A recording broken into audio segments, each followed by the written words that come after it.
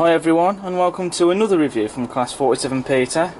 And today's review is going to be something a little bit different from the norm, because I'm not just going to be looking at one thing, I'm going to be looking at two things. So this is going to be a double review. But I'm not going to beat about the bush, because you all know what these things are that I'm reviewing. I'm going to be looking at the Kernow Model Centre exclusive Adams O2 tank and the LSWR gate stock twin pack. Now of course both models came from Kernow. I did buy them separately, but they arrived together on the same day. And I haven't opened these models yet. They are still wrapped in the tissue paper, so only now am I going to be having a look at them. But anyway, let's crack on with the video. So I'll look at the locomotive first, and we'll look at the coaches later. So I'll put the coaches to one side.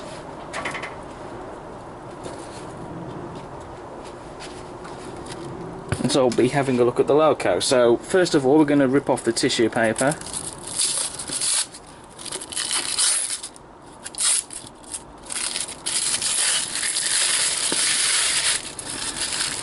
And then we'll put that in the bin.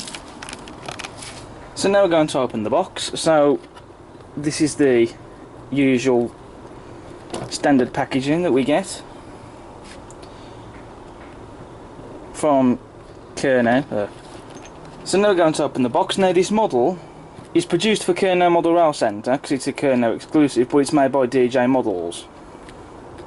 And this particular model is in the BR black with the early emblem with the push-pull equipment fitted to go with the gate stock set, because realistically only the locomotives fitted with the push-pull equipment would have been pulling the gate stock coaches.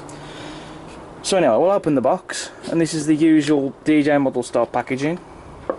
Very nice firm box, and I do like the design as well. And so this is the foam packaging that we get, which I just lift it out of the box using this ribbon that's tied around it.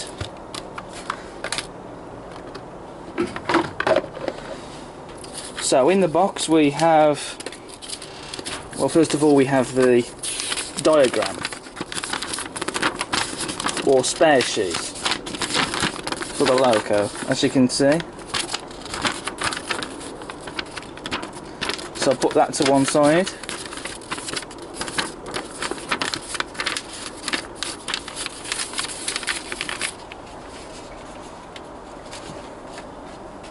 And then we have the instruction sheet for the model,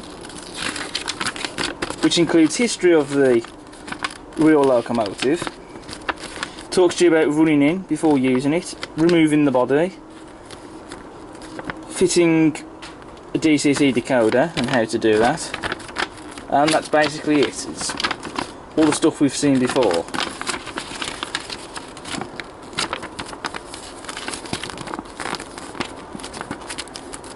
So I'll put that to one side. Then we have a couple of accessory bags. We have one here, and there's one just in here. So I'll have a look at these first before we move on. So in the accessory bags we have some fire irons. We have a couple of NEM tension lock couplings. We have these pieces of plastic, which I've got no idea what they're for. They might have something to do with the DCC decoder, maybe it's to hold it in place or something, I don't know. We also have some vacuum pipes. We also have a couple of screw link couplings. And last but not least, we also have some route indicator discs. So now what we do, we take off the ribbon.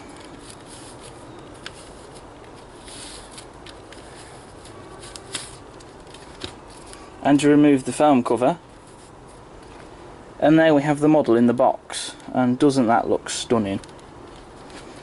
So now we gently take the model out of the packaging without damaging any of the fine detail on the model.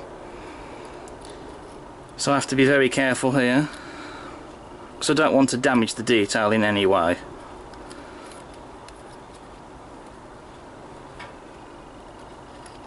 And we've got this plastic stand underneath which we'll just remove. And we'll take the packaging to one side, and we can then have a look at the model in closer detail. Right, well, first of all I'm going to start with the weight. This is quite a heavy model, so there's quite a bit of weight in here, which is what we want because the weight provides the traction for the model, and if the model doesn't have the weight then it's got no traction, so then it can't pull trains.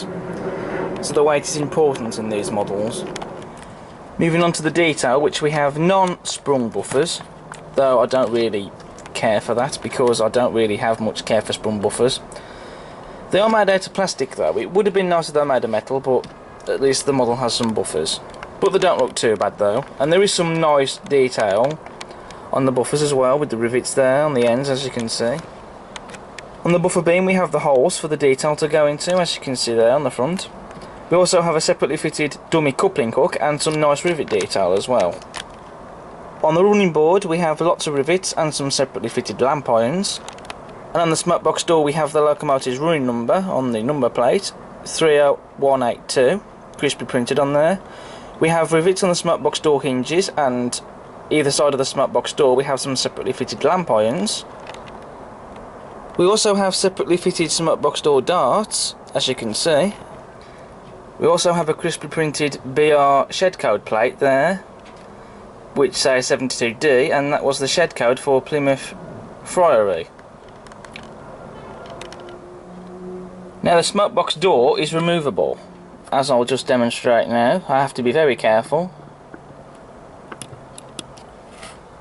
And the idea with the smoke box door is that it's held in place with magnets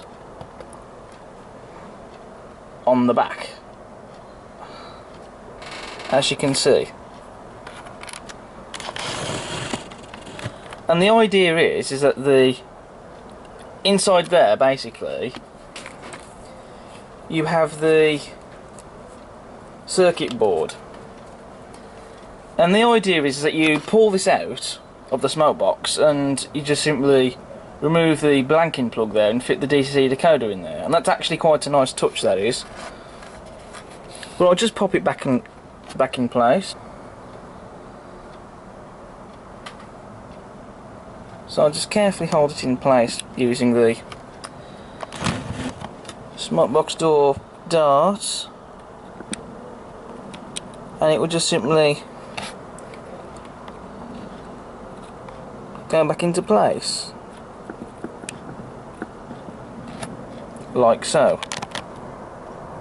On the smoke box we have a very nice chimney, which you could fit a smoke generator unit in there if you wanted to, but that's not my thing, so I won't be doing that. But it does look very nice though. We also have a separately fitted metal handrail running down alongside the boiler, alongside the smoke box, and curves up and over the top of the smoke box door there, as you can see.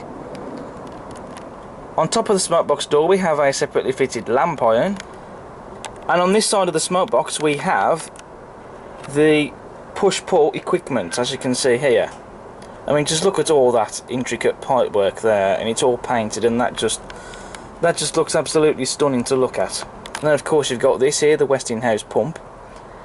And then you've got this air tank there on the running board, just by the sandbox and the wheel arch there, as you can see. And you can also just about see the gold trim there on the wheel arch. And that's just simply superb to look at. We have some more pipe work as well, as you can see there. And we have the steam piping on the boiler as well. There's also some visible daylight under the boiler, and if you look underneath it, you can just about see we have the detail under there, replicating all the inside moving parts, and that does look quite nice. Then we have this detail on the front of the side tanks, which is either a valve of some sort, or a pump, or compressor of some sort, but it does look quite nice, and that's separately fitted and looks stunning. On the side tanks we have separately fitted handrails, and on top we have the water filler caps. They don't open, but I don't really expect them to, and if they did it would probably make the model more expensive, but they're there and they look nice. Then we have another air tank on top of the side tanks there, as you can see there, and we have some pipe work there just above that separately fitted handrail, as you can see there, which connects to the front of the cab there and down to this pump there, whatever detail that is, and that does look quite nice. And again, like I say, it's separately fitted. We have some really superb crisp lining on the boiler bands, which looks fantastic. We have a very nice dome, and of course we have the safety valve there, with some more steam pipe in there, as you can see. You can also just about see the whistle there as well, as you can see. And in the cab windows we have some glazing. Moving on to the cab roof, which isn't particularly interesting to look at, but there is some nice rivet detail on there. Moving on to the side rods there, which look very nice. So I'll be looking forward to seeing those move on the model, just like you do on the real thing. We also have the NEM pocket for the coupling to go into. Some guard irons. We have some sanding gear, as you can see. And we also have the brake rigging as well. And of course we have some footsteps, with some nice rivet detail on them. So there's one under the cab there, and one just in front of the side tank there, just underneath. And we have some more pipe in there that runs just underneath the running plate there and behind that footstep. And that's painted, and that does look stunning. On the cab doors we have separately fitted handrails, and they're painted, and the inside of the cab trim there has been painted, and that looks superb. We have a separately fitted small metal handrail and some rivet detail on the sides of the cab. And we have the locomotive's running number 30182 crispy printed on the sides there on the bunker. And just look at the cab interior detail. I mean, that is just exquisite. The gauges, the dials, the regulator, the lever, it's all painted and it looks fantastic. It looks just like the real thing. And even the inside of the cab has been painted as well. It's fantastic to look at. It really is. On the rear of the loco we have glazing in the cab windows, as you can see, and separately fitted lamp irons. We have rivets on the buffer beam and another dummy coupling hook, and just like on the front of the loco we have plastic non-sprung buffers and an end pocket. Moving on to the coal load now, which is removable, as I will demonstrate.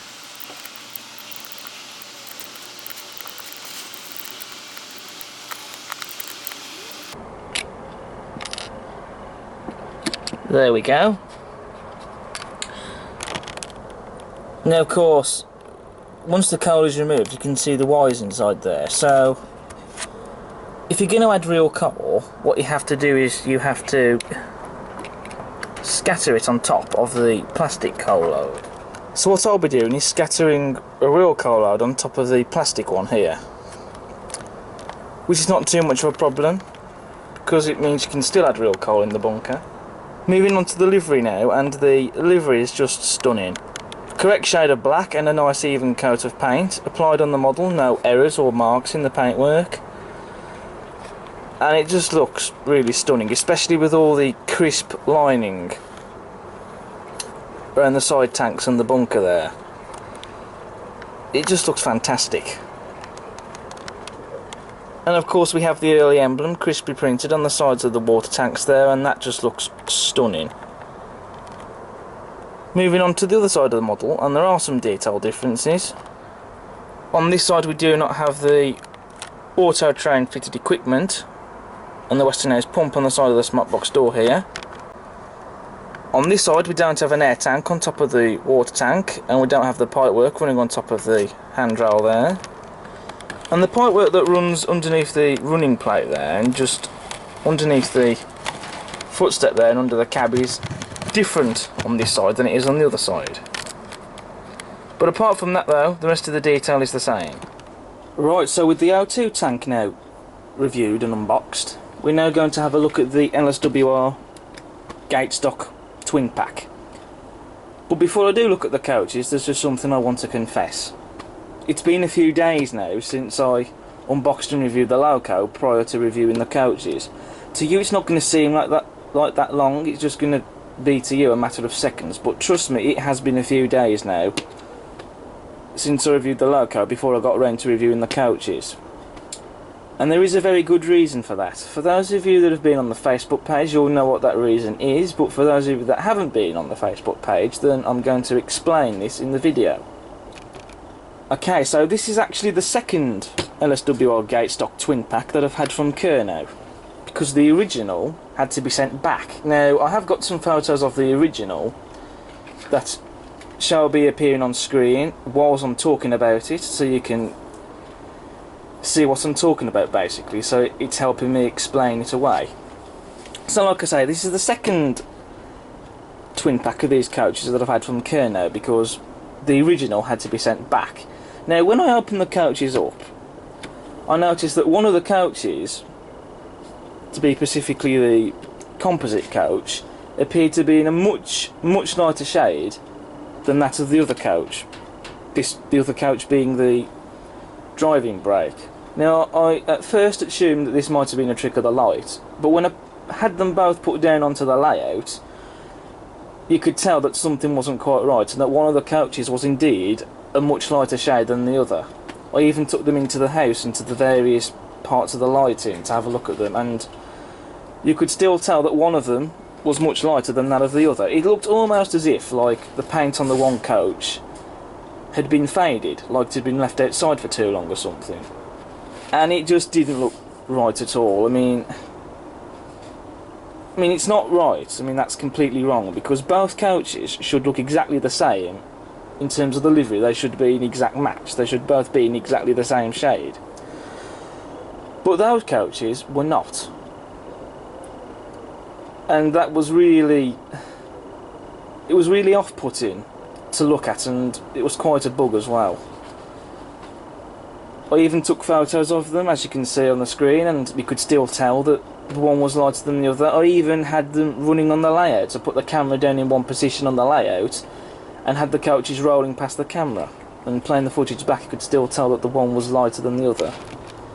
Now in the photos you can see that the one coach appears to have what looks like some sort of white mist all over it. Now how that's happened I've got no idea. That's something I can't entirely explain away so easily. But there are two possibilities how it could have happened. Either that the paint wasn't quite mixed right, perhaps first time round when they were spraying the model, or that, now at the factory I think that these models are given a light coat of matte varnish, and it looks almost as if like someone's either picked up a pot of white paint or even the white primer, for that matter, that they use to spray on the models before repainting them, and very lightly sprayed either the white primer or the white paint over the model. And another thing as well is that the ends of the coaches are supposed to be black. On the one coach the end was painted black, but on the composite coach, on the one that had the white mist all over it, the ends of the coach also had that white mist all over them, and so it wasn't matching the other one at all. I mean, look, from looking in the photos and when I was looking at the model, it's almost as if like the paint how it should look is behind the white mist. So that could possibly mean that maybe someone must have sprayed a very light coat of white paint or even white primer all over the model. Either that or the paint wasn't mixed quite well, but when I was looking at the model, as you can see in the photos, it does look like that the colours as it should look are behind the white mist, if you know what I mean. But that's not something that I've come across before. I don't know if anybody else has had that experience, but it's not something I've come across before. But it is poor quality control, if I'm honest, because you'd have thought that that would have been noticed at the factory. I mean, someone could argue that maybe they should have been checked before they were sent out to me by Kernow, but in all fairness, at the end of the day, the model shop shouldn't really be receiving faulty or dodgy items, and therefore we shouldn't really be receiving them either, because, you know, these models cost money. I mean, these coaches, they are 129 quid, so they aren't cheap. So when you get these models, you expect them to be perfect and in tip-top condition. We shouldn't really have to be experiencing faulty or dodgy items that we have to send back either for a replacement or a refund. So therefore these models, they should be checked over in the factory before they're sent out to the shops. And, you know, like I say, I would have thought that they, at the factory, they would have or should have noticed that both coaches, they weren't matching. If they didn't notice, then why didn't they? Or if they did notice, then why were they sent out? Because what should have happened is the one coach should have been sent back to the paint room and had it resprayed. So what I did was I got in touch with Kernow and told them about this, and they told me to send it back, and they said that I'd give me a checked replacement. So basically that means they would be, before sending me a replacement, they'd have the replacement checked over to make sure it's in tip-top condition before sending it out to me. So I sent the original back via first class post, and they sent the replacement to me by first class, and it's just arrived in the post. So I'll open up the box. Now these coaches of course are in the same livery as the original, the BR Line Crimson livery, which this is the livery I wanted and the one I chose to go with my O2. Very nice designer box, as you can see. I quite like the design anyway. And then here we have the packaging with the two coaches in. I mean, just look at that. I mean, they do look stunning. So we've got to take off the lid of the box, which is clipped in place via these lugs, and it comes off like so.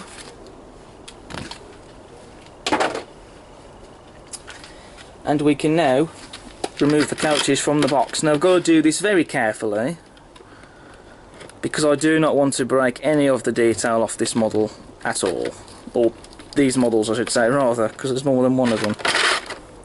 So there's the driving brake,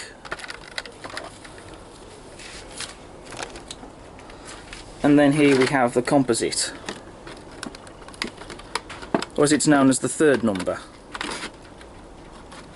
So again, gently lift that out and put that down, and I've noticed the detail pack in with these coaches, so we'll put the package into one side, the tray that they come in.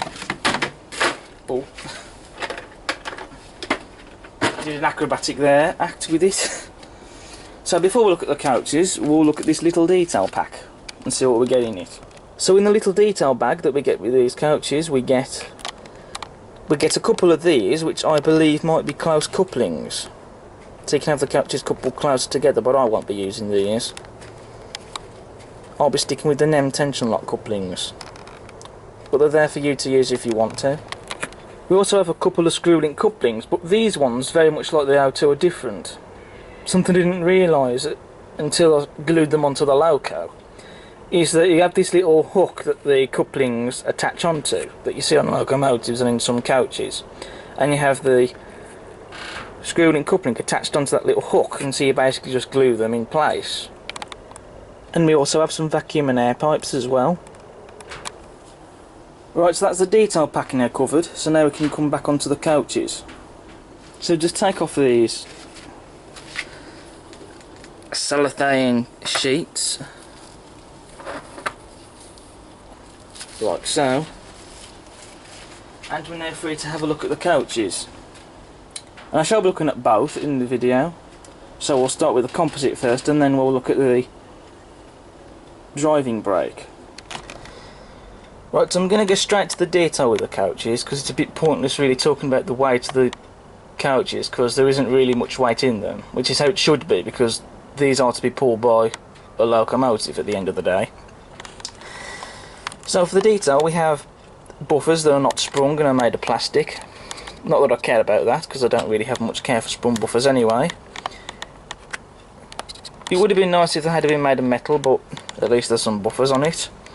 We've also got a separately fitted brake pipe, excuse me giant finger there, pointing to it. We also have a dummy coupling hook and the holes in the buffer beam there for the detail parts to go into, and of course we have the NEM tension lock coupling.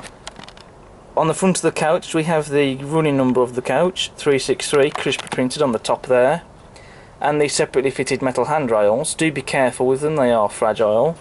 I had to glue one of them back on. We also have these little steps at the front there, as you can see. Moving on to the roof of the couch, we have a lot of air vents, as you can see.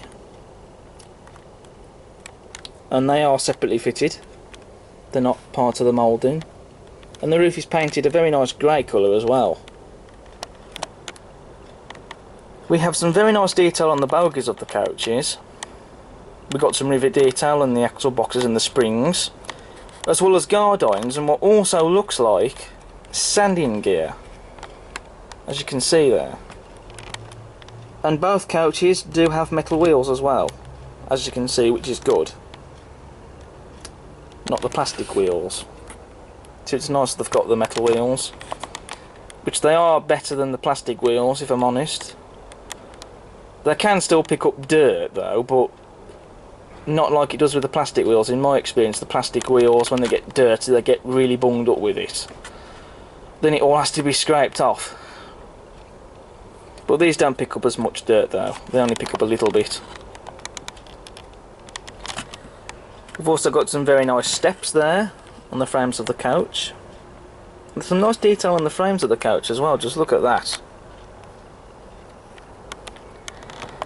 We've also got a separately fitted handrail of some sort there on the side of the coach, and painted the same colour as the coach itself, being crimson. That looks really nice. And we've also got S737S crisp printed on the sides there. In all windows of the coach we've got glazing, as you can see, which is what we expect. We expect all windows to have the glazing in. And in this end of the coach we even have some no smoking signs there, crisply printed in the windows, and they do look nice. There's also, of course, seating interior inside the coach, so you can see all the seats there. So if you want to, you can put some seated passengers inside the coach. I won't necessarily be doing that. But I also love that the ends of the coach there, just at the back there where the seats are painted in a cream colour, as you can see, and that really is a nice touch. That really does lift the interior a bit, I think. Then we also have the doorway here, or we could call it the gateway even. You have some separately fitted handrails there, as you can see. And then you have the gates. I mean, just look at the detail on those. I mean, they look absolutely stunning. And they're separately fitted and made of metal as well. But like I say, the detail on them, it's just absolutely exquisite. And you can see inside the gangway there, as you can see, in the middle of the coach. And that looks really, really nice. On this end of the coach we have the corridor. That end of the coach there doesn't have it. That's because that end is coupled behind the loco. But on the driving brake there is a corridor gangway there as well. So this is the end that's coupled to the one end of the driving brake, basically. Some very nice detail on the corridor there, as you can see. Again, like the other end of the coach, non-sprung buffers, and again plastic ones. Some separately fitted handrails on the end there. And of course another NEM tension lock coupling. On this end of the roof we have some small metal handrails, and they look very nice. Now we come on to the livery, and the livery is just absolutely gorgeous. I mean, it's a beautiful livery, this, the BR line crimson. Correct shade of the crimson, or red as you could call it. And it just looks so stunning. And this is going to look fabulous behind the O2 or any other loco that can be used on push-pull trains for that matter. I mean, this really is a gorgeous livery. Because I already had a set of push-pull coaches in the green livery. They do a green livery as well, but I went for the crimson because it's something different, and because I absolutely fell in love with the livery when I saw it. So yeah, very nice even coat of paint as well, and the correct shade, and a beautiful livery as well. And I'm happy to report that, as I said earlier, this is a match. I did thoroughly check them to make sure though. I did have them both placed down on the layout, and they are both indeed in the exact same shade, so there's no horrible white mist all over the one coach that makes it look faded and a much lighter colour. And we also have some beautiful crisp lining down the centre of the coach there in the middle that really lifts the livery, I think, in my opinion. So with the composite coach now covered, we're now going to have a look at the driving brake. So again we have a tension lock NEM coupling non-sprung buffers, and again made out of plastic, and a dummy coupling hook. There is some nice rivets on the buffer beam, and we have the holes as well for the detail pack to go into. I might put them on this end of the coach, because I'm probably not going to really use the NEM coupling at this end, to be honest. But I won't put them on the other end, because that's where I'm going to have the coupling, and I think that if I added the vacuum pipes it would catch on the coupling, unless I cut them down to size. On the front of the coach we have separately fitted metal handrails. As you can see, there's 2 on top of the windows there, and we have 2 on either side of the windows there, and 2 on the ends of the coach there. We've also got what looks like a window wiper as well, separately fitted there by that one window. There's a couple of rivets as well as some lamp irons as well. As well as, again, a number 363. In fact, actually that might not be the coach number. I thought that that was on the composite, but no, I don't think that that actually is the coach number. I think the actual number on the composite is that number there, S737S. But that number is printed on the top of the couch there on this end, and it does look very nice. And the windows out the front, they have glazing in them, as we'd expect. Moving on to the roof now, and again we have the separately fitted air vents on the top. We have some footsteps on the bogies, as you can see. Again, on the bogies we have rivet detail, axle boxes and springs. And of course, again like the other coach, this coach has metal wheels. Then we have what actually is the coach number, S2623S, crisply printed there on the sides. We've also got some separately fitted handrails there on the side of the couch, as you can see. Painted in the same colour as the body, crimson, and they look stunning.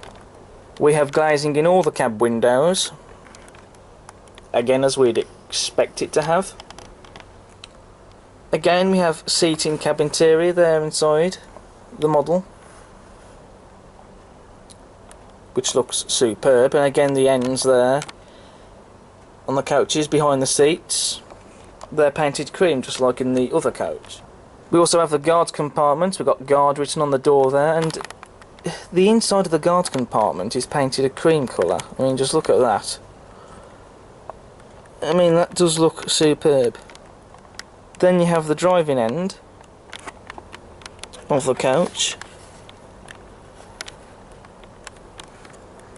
and the interior inside there has been painted as well. That does look superb. Again we have separately fitted handrails on the sides there, and again we have the superbly done gates. I mean, I just can't get over the detail on them. They're that stunning.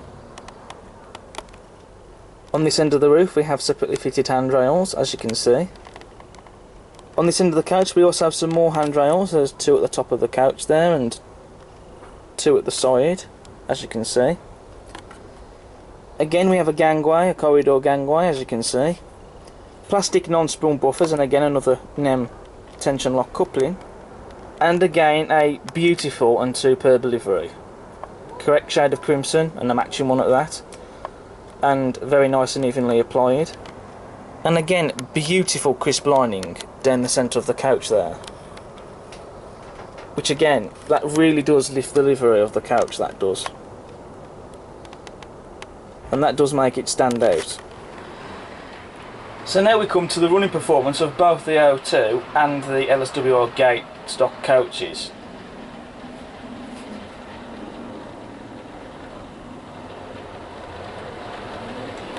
I mean, just look at how stunning that looks.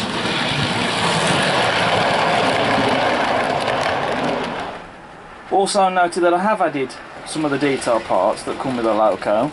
But as you can see, there's no motors burning out or horrible grinding or stuttering movement from the model. It runs exactly how it should, straight from the box. It's a smooth runner. And so are the coaches, for that matter.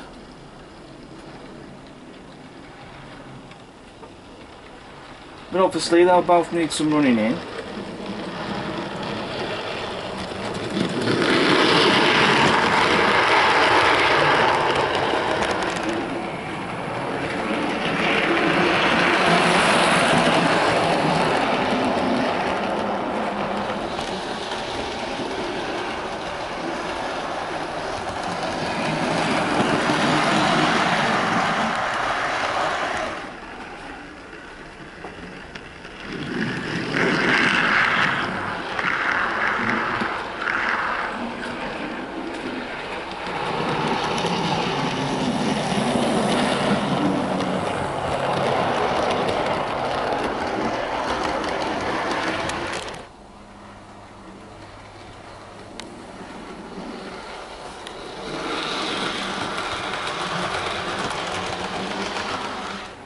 I mean, this is exactly the sort of train that I love to see running on the layout. I really do love these push-pull trains.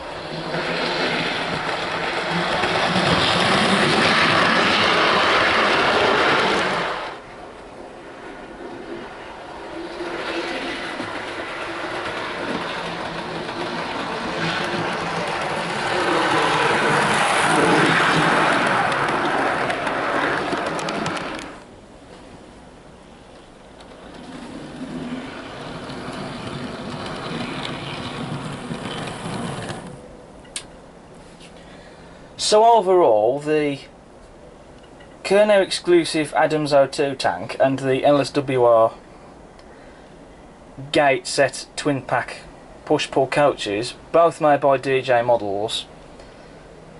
You know what, they're both stunning models and I can't fault them. They are both just perfect.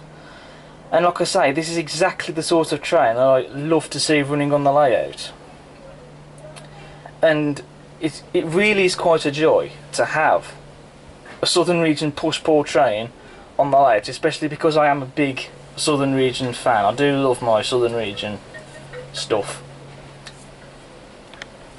So I'm really over the moon to have something like this on the layout. So overall then, I'm going to rate the Kernow Model Rail Centre exclusive Adams O2 tank a 10 out of 10. And I'm going to rate the Kernow Model Rail Centre LSWR gate set twin pack coaches. I'm also going to give them a 10 out of 10 because the coaches are perfect. Even though that this is the second pack that I've had, but these ones are perfect. But anyway, so that brings us on to the end of this special double review of the Kernow Model Rail Centre exclusive Adams O2 tank and the LSWR gate set coaches. Thank you very much for watching this video. I hope you've enjoyed it. Please still keep supporting the channel and don't ever stop doing so. Subscribe to the channel and check out my other content. And I'll see you again soon for the next video. But until then, hope you've enjoyed watching this video. Stay gold and stay safe. Bye for now.